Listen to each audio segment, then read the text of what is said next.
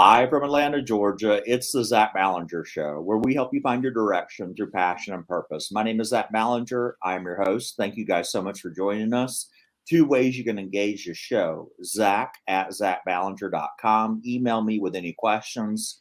Feel free anytime to shoot those emails over. Also, we're streaming live via YouTube. So if you have any questions, pop them into the comment box. We'll make sure to get to them. I've got kind of a new theme today. I'm really excited about this, guys. You know, in my book, Don't Be a Zombie, How to Find a Career You Love, I talk about side hustles. I talk about getting engaged in different businesses so you can kind of see what your passion is. And I think this is going to be a really good treat for you from knowledge standpoint to talk about side hustles. Nick, thanks so much for joining the show today. Zach, thanks for having me, man. That intro reel got me pumped up.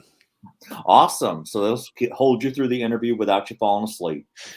So tell me about this notion of side hustles. I saw that you're kind of the expert on this. Talk to me about what it means and why you're so passionate about this topic. You bet. So, broadly speaking, a side hustle is anything that you're doing to earn money outside of a day job, outside of traditional employment. There's a little bit of an entrepreneurial connotation here, though, that I think is what separates a side hustle from, bartending on the weekends or, delivering pizza, like a second job. There's this entrepreneurial connotation that says, okay, there's this upside where maybe this becomes a little more time leveraged down the road. Maybe this thing scales. Maybe this is the thing that replaces the day job income if that's the direction that you want to take it. So it's kind of how I look at side hustles. I think it's so important because, people can have different goals in life. I think we were talking before the show. If your goal is to get out of debt, maybe you take on any type of side hustles. Obviously, like you said, delivering pizzas or there's Uber or anything like that. But what I've noticed, and I've been doing this for a while, is that people want to find something they're passionate about. They've stumbled into it by doing a side business. Have you found that to be the case? Somebody might just be dabbling. They might just be doing a hobby. They found a niche in the marketplace. They've kind of done this after work or on the weekend. And then all of a sudden you turn around and they've got this tremendous story how they're actually making more money in this side hustle than they are their full-time career. Well, you hit on a really important point there is that the passion often follows doing the work, the experiment, trying the thing out versus, putting all this pressure on yourself. I got to figure out how to turn my passion into a business. Like that's kind of a stressful question for me because like, I don't know if I'm passionate in some undying way about a ton of stuff. Like there's a lot of stuff I'm interested in, but like, I'll give you the example of starting the podcast. Like I clearly was not passionate about podcasting when I started. I couldn't have been. I didn't know anything about it. I didn't know what I was doing, how it all worked. Over the last 8 years of hosting the show, it has become a part of my identity. It has become something that I'm passionate about. It's and I think there's some research from Cal Newport and Dan Pink to back this up too. It's like don't start a business around your passion. Passion more often follows doing the work, and you find that in a lot of ways. Like through practice, you start to get good at something, and you kind of learn what you like, what you don't like about it, and it becomes something that really becomes a part of your day to day. What if we're talking to a guest, maybe a student or professional, and they say, Zach, I really don't know what I want to do, but I'd like to start a side hustle. Where should they begin? I think you got to begin with looking for pains or problems. And I normally like to be a little bit more of a positive, optimistic person, but you got to put your pessimist hat on for this one. And you can go through this what sucks exercise, I call it. And you just have a notes app on your phone or, a pad of paper, but I need you to write down everything that sucks over the course of the day, over the course of the week, however long you want to do this for. These are things, annoyances in your own life. What are other people complaining to you about? What's bothering you? What sucks, right? Because on the other side of those pains, problems, hurdles, obstacles, there might be a business solution. And it usually takes one of three forms. And pretty much every business in the world, tackles it in one of these three ways, right? So if we look at the pain or problem of like a dirty house, for example, you can solve that with a product, you can solve that with a service, you can solve that with content. Those are the big three businesses or business models. And so on the product side, like you could go buy a Swiffer mop, or you could go buy a new vacuum cleaner to take care of this like dirty house problem. On the service side, you could hire cleaning service to come and take care of this for you. And on the content side, you could go watch decluttering videos, how to organize your closet videos, watch the Marie Kondo, documentary and stuff. There's what's that? The life-changing magic of tidying up. That's like the content-based approach to this problem. So I think starting with the pain and then figuring out, okay, which path do I want to go down to solve that? And that's kind of where I see a lot of business ideas coming from. You know, talk to me about startup costs. I was talking to a lady the other day who wanted to start her own rock climbing business. She felt like she was passionate about that, but one of the things that I noticed in her story was she was talking about taking out this money to start a rock climbing business by owning a gym. So jumping right in full force into a 2-3 million dollar investment.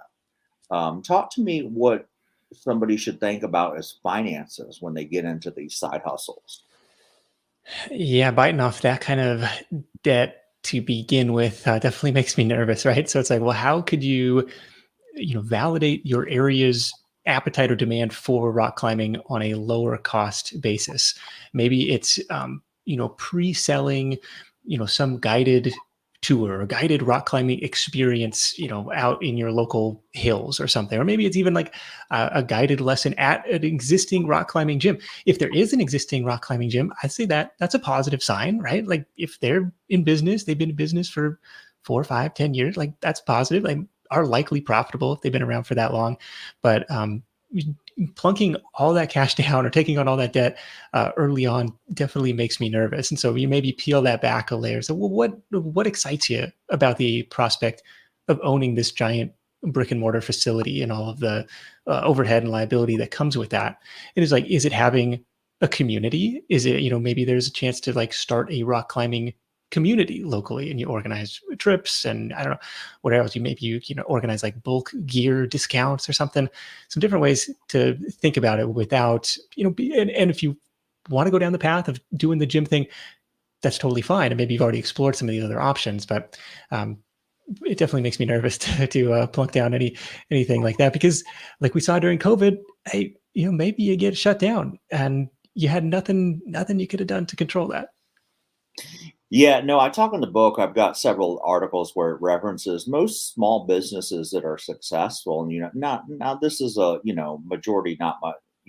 Obviously, if you want to start a museum park, it's going to be amusement park. It's going to be different, but I think most small businesses, the research that I've done, start under $5,000. And so, startup costs, when you're thinking about something, think on a small scale. I always tell people to take baby steps instead of jumping into something. We're not telling you not to do it, but like you said, why not organize a hike outside first? See what that rock climbing experiences are. See how many people even show up. Maybe find a gym, like you said, that already has this wall where you can maybe partner with that gym and say, I'd like to come in and maybe teach a class. Get involved that way. Start small there. It worries me tremendously when people have these grand ideas when they don't have the experience, when they're talking about spending life-changing money. So I always try to tell people to keep it under $5,000 when they're starting up, and because that's really fit the statistics around, and people I know that have started out businesses right in their garage, or Yeah. a photography business right in an extra bedroom of their house. Or on the flip side, maybe you approach the existing rock climbing gym and say, what would it take to get you out of this business, right? Like go buy something that already has a customer list, go to some place that already has like existing monthly recurring revenue from members of that gym, and maybe you can acquire that with much less risk than it would be to start something completely from scratch. What's your show all about? So you got this podcast on side hustles. Does this give people ideas what to do, or this success stories where people have started out? Kind of share with us the vision behind your show. Yeah, this is deconstructing the side hustles or deconstructing the business models behind successful entrepreneurs and saying, well, how did this thing work? Where did the money come from? How did you get this thing off the ground? Just because that kind of fuels my own natural curiosity. So every Thursday, we're diving into another business idea. Awesome. And I think that's a great resource for people, especially. I think there's a lot of excitement around this idea. People are learning that they don't like that 8 to 5 or 9 to 5, or that always want to dream to own their own business. And I know plenty of stories that haven't worked out. And it's been all good things. I know somebody I was talking to started a guided fishing trip, wanted to start his own business in that, and quickly learned that that was a hobby instead of a business because there was a little room for margin on the profit side. He just didn't enjoy it for the business side, but actually found his passion by doing something else, just by tinkering around. You encourage people to do it that way too. Like, even if you have an idea, why not try it? I just don't understand some of people's fears. What do you think's behind that? I mean, there's lots of things, right? There's this fear of failure. There's this an equal and opposite fear of success. Like, what if this thing works? There's this fear of looking silly in front of your friends and coworkers, like especially like your coworker. Like, you're not getting paid enough here. Like, what's going on? Like, well, you got money problems? How come you need to do this extra thing? Where it's often maybe coming from a point of envy or jealousy. Like, well, shoot, are they doing that? Why are they doing that? Should I be doing that thing too? So you see it coming from a lot of ways. On the fear side, the fear of failure is a very real thing. But what I would encourage you to do is, like, think worst case scenario, right? Like, keep your downside low, right? You're kind of minimizing your exposure here. Like, if this doesn't work out, okay, I'm out my worst case, like high end $5,000 startup cost. Like, almost everything I've started has been well less than that. And so you have positioned your downside risk to be low enough, and your upside risk, if it works, like, okay, I can stomach several of these failures in a row. I just need one thing. I just need one good idea, which I've probably had like less than 5 good ideas in my whole life. It only takes one that hits, and lots of failures along the way. And then on the fear of success side, what I'd like to encourage you to ask is, okay, 3 to 5 years from now, if this works, is that a win for me? Like, what does life look like? And the best way to kind of um, visualize this is to find somebody who's walked that path, who is 3 to 5 years ahead of you, who has had reasonable success, to say, okay, what's their day to day look like? Do they have a little bit of time freedom and leverage in their day, or are they still grinding 60 hours a week? Like, is that something that you want? So you have to kind of peel back from both sides. What if it doesn't work out? Probably not life threatening. What if it does work out? Is that a win for me? Yeah, I think that's so true. There's such a fear of failure. And then, when I start talking to people, I said, well, what does failure look like? You just call it a quits and you've spent $500. At least you tried it. You kind of know where you're going from there. What if it turns out to be really good? Because on the flip side, I've heard great stories from people doing real estate part time that are now making millions of dollars doing it full time. I know somebody that started out part time in a cleaning business or a yard business, where they were just mowing grass on the side, and then they turned it into this landscape company.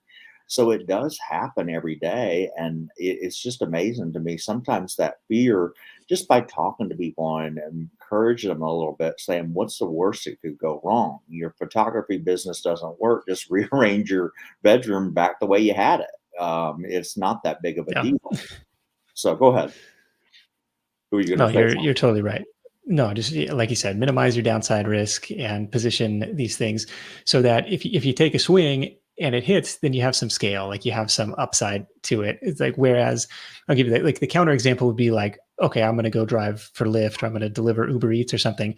It's like, great, easy way, relatively easy. I mean, easy is all relative, right? But like, relatively simple, straightforward way to make extra money. Turn on the app, go get paid, right?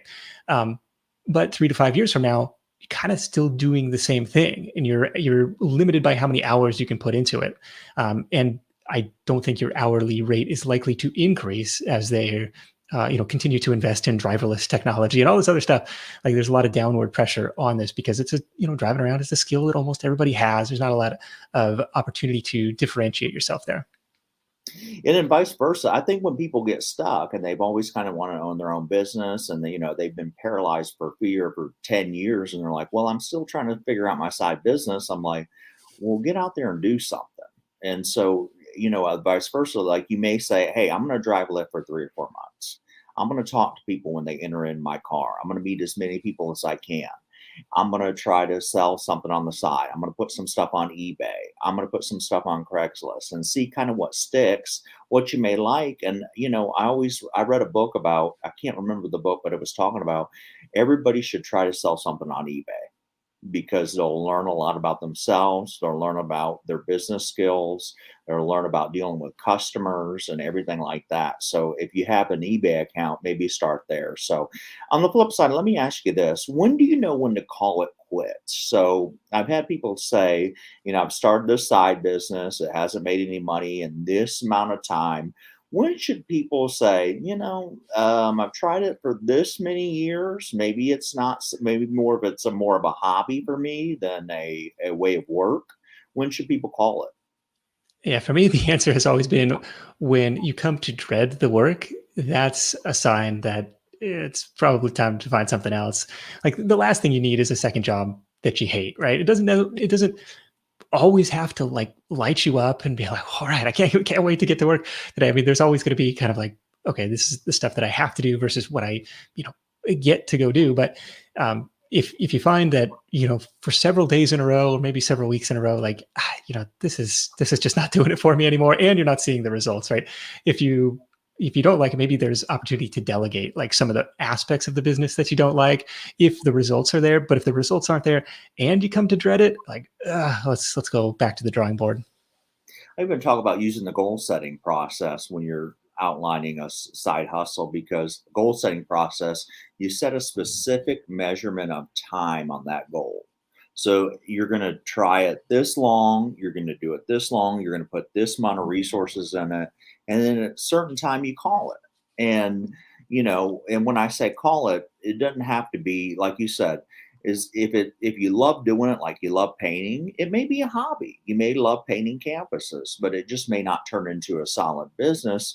And so if you're trying to make a living off that and you've been painting for 30 years and you still haven't sold a painting, then we probably need to go back to that goal setting process and then talk about, what other things you can do. If it's creating art, if it's being in that artistic category, what other businesses can you go into?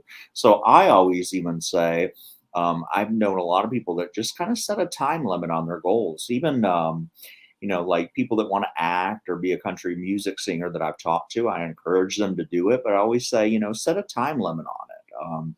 It's a real difficult career to do, or being in the NFL or NBA. Very few people make it in those. And if you want to try it, I'm all for it, but set realistic goals behind it and make sure you're making measurable achievements. Um, Yeah. A friend Go of ahead. mine, I was going to say that it reminded me of a quote from Scooter. I want to say is his like on air nickname, but he hosts a podcast called Sleep with Me, and it's like this. He calls it like the world's most boring podcast. Like, fall asleep listening to this podcast is kind of the pitch.